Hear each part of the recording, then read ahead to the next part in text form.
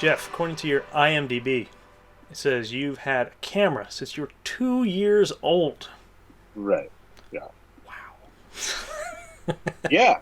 I mean, so yeah, if you do the math on that, I just had a birthday, so that's 38 years behind the camera.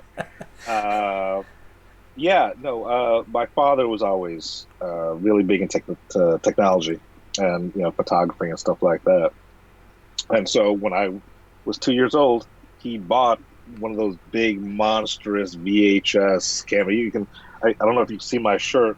It's actually the patent of a VHS, like the actual. Oh, It's a oh, printed. okay. Yeah, I can sort of make It's that a. out. You can kind of see it. It's the There you go. Yeah. yeah. So Mondo tees. So Mm-hmm. Draft House and Mondos. That's what they did. So they took the patents for a VHS and they printed it on a shirt, which I have to is get one I for love the shirt. toilet paper because there's always people putting toilet paper on backwards. Refer to the What? patent. Is there a patent for the toilet paper roll? Oh, yeah. Oh, yeah. Look it up. It hangs off the front, not off the back. Ah, no, those people are heathens. It goes from the bottom. Yeah, it's tear. But anyway, yeah. So my father, bought the camera so we could, so he could record my life, and I just started playing with it and recording things with it, and then you know, messing with it, and doing 2-year old experimental films you can do. Oh. And then as I grew older, my father would get a new camera and I would steal that. And then I started doing, animation with my GI Joes, real intricate dark stuff. Like funny story. So when I was like 8, I like the old school GI Joes, they had the rubber bands Yeah, yeah. uh, to hold them together. So one of the rubber bands on one of my characters or one of my toys broke, and so I did a video of his life after GI Joe with him having no legs. Oh. It was real born on the 4th of July. Yeah. So yeah. So Lieutenant I'm Dan, kind of you ain't got no legs. yeah. I'm kind of out there. But yeah. So I've been telling stories with images, with photography and videography, since I was before, like as soon as I could walk, I had a camera, pretty much. Nice, nice. It's. Yeah. I think that probably made you want to walk a little more to get different Oh yeah. perspectives. So, You know, you can't yeah. I've just got a. shoot from the playpen all the time. You know what? You would be surprised. When I would go on family vacations, I would take the video camera with me, and I would just like kind of hide, and then I would just get like whole entire conversations of like people talking shit about other family members. So technically, you can consider I started out in documentary filmmaking. Yeah, reality TV. Yeah, reality TV. Oh man. Yeah, So I know you do a lot of photo work, and it's yeah. it's very striking. It's got its own style. I can see behind Right. you. You're a big fan of the colored lights, Yeah, oh and yeah, that seems to me like your trademark in certain instances. yeah. I mean, I love stark color. I love what light can do. I love, like I'm always experimenting with just you know, different ways to uh, change the mood of a scene because that's what light does. Like this whole time I've got books back here on color theory.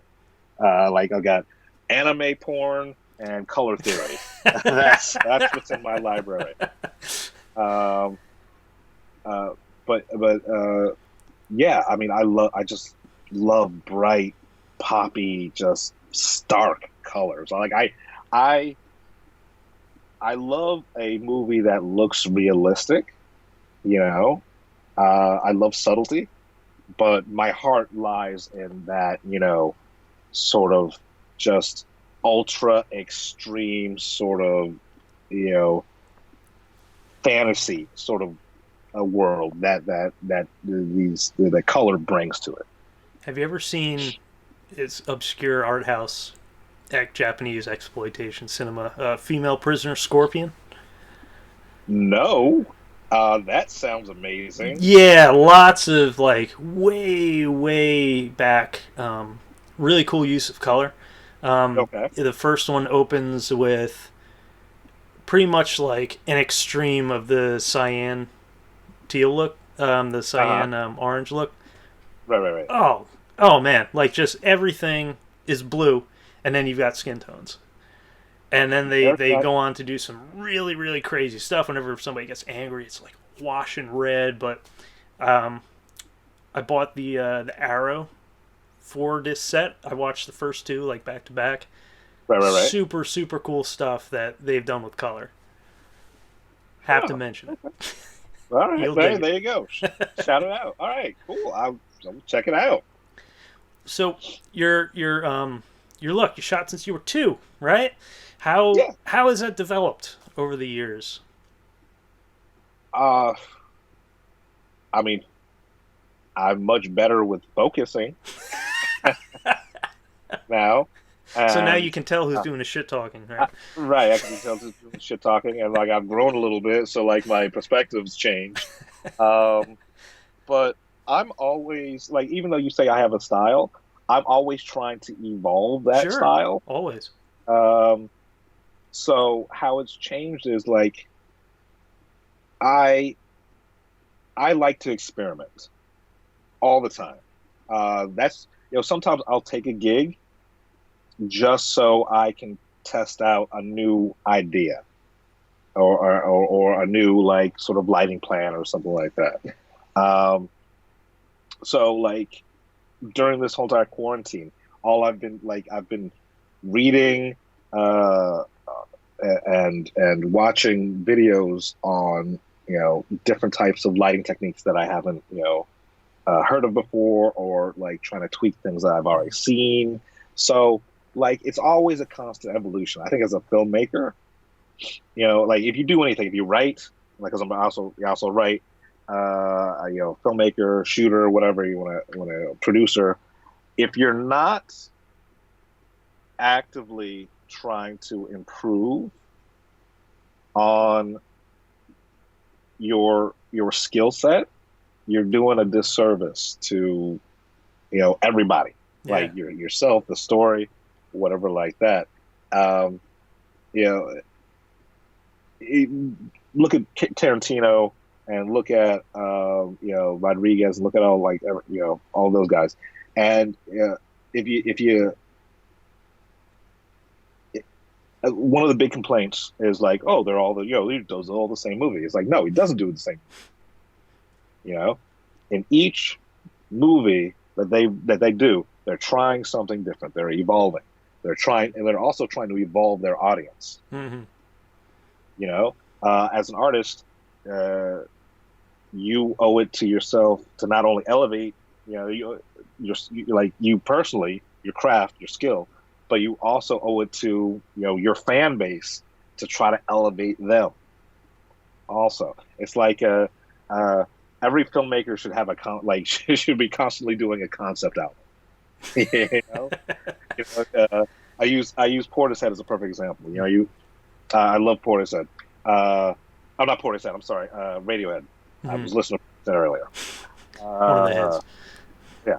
But Radiohead. If you look at Pablo Honey, and then you go to Kid A, they are vastly different uh, albums. Mm-hmm.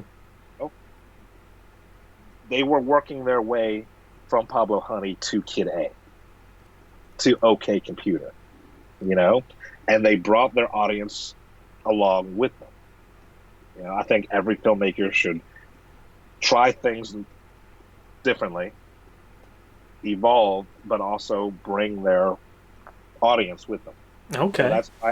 that's why I love what Tyler Perry does. I love what he stands for. But I think he owes it to himself to sort of elevate his art, thus elevating his audience. You know, same thing with Kevin Smith. Mhm. You know, uh, I you know I loved what he did. You know, he opened the door for for independent filmmakers. You know, I remember when I was first going to film school. You know, we would watch IFC when they actually showed movies, independent films. They had like 24 hours of Clerks, and we would just we'd be in the dorm room and we would just watch Clerks over and over and over Huh. again. 24 hours of Clerks. Um, but he has not. He's tried.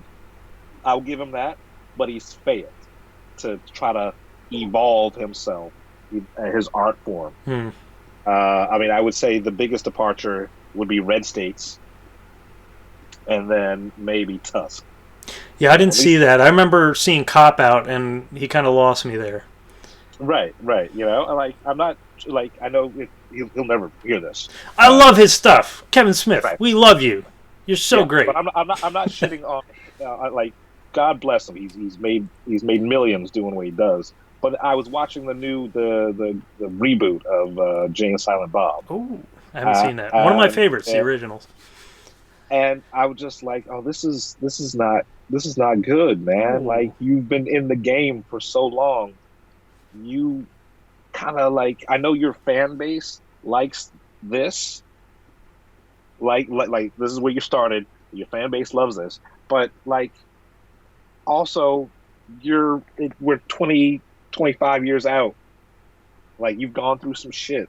hmm. Like you've seen how life really is evolve. You know, but that's just. But what can I say? He's in his mansion right now. I'm in my office in Trenton, New Jersey. So like I can say all of this, from a theoretical and sort of spiritual and sort of academic perspective, but in actuality, who's winning? He is. Yeah, you got to do it. It's one of those things where from the outside looking in, it's really easy with the hindsight to say, "Oh, I see where you did here," but he may have been intending something completely different, and like others, it just didn't work out for whatever reason. Yeah, until Who the hell until I knows? actually Yeah. yeah until I actually sit down with them and have this conversation. This is all just kind of academic, but steering back to what I was saying before, like I just think if you consider yourself an artist, you should evolve. You should always grow. You should always be learning. You should also don't be afraid to fail. Yeah. Like you you may try something and you can you've done it 100 times. You can execute it perfectly. Um, that's cool, but try something different and fail and learn from it and grow. Like life Failure is is about, the best of teachers. yeah, like life is about growth. So if you're not growing as it from an art standpoint, from a technical standpoint, if you're still making the same films now that you were making 5 years ago, then give it up, man. Or ladies, like uh, because you're filling a void, but you're not. I don't even know how to put this. I don't even like. I don't have the vocabulary to make this what I'm thinking make sense. But it, just do better. Just do How about better. that? You owe it to yourself to Do grow better. as an artist, and you owe it to your audience to give them something new and something meaningful. Right. And also study. Like I study film. Like I'll watch a movie twice, once to enjoy it and once to dissect it. One now, I gotta ask you, like right after, maybe like the next day or a couple I'll months give down like the line. I'll give it a week. Okay. Uh, I'll give it a week just to like let it settle, let that initial like sort of adrenaline rush, or those feelings that I had for it initially to subside, and then I'll look at it from an academic point of view. I will say, okay, how did they like that? How would I like that with my budget? What would I have done different? Like, yeah, it's if you're gonna it, with any skill, with any craft, you should always be analyzing how to incorporate the successes and failures of other people into your own body of work. Like, uh, go back to Tarantino. People say he's copying from all these other movies. It's like, yeah, he's that's the uh, philosophy, science, arts. It's all just building on what other people have done before you. Mm-hmm. You know, uh, the the cure from cancer just isn't going to miraculously appear. It's someone building on the work that someone 20 years ago did. Yeah. Stand on the So shoulders of giants. yeah, you know, No so, shame. There's no shame in it. yeah. There's no shame and taking it. There's no shame in doing a remix.